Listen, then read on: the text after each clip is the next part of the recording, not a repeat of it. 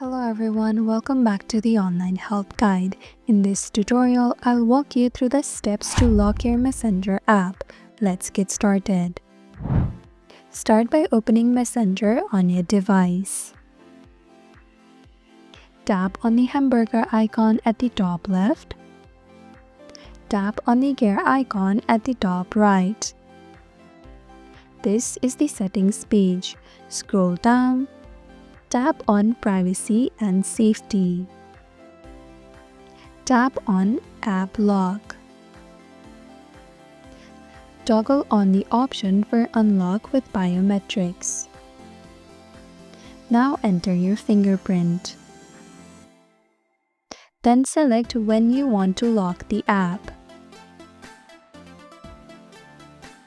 If you want to enter a pattern instead, then tap on Unlock Another Way at the bottom.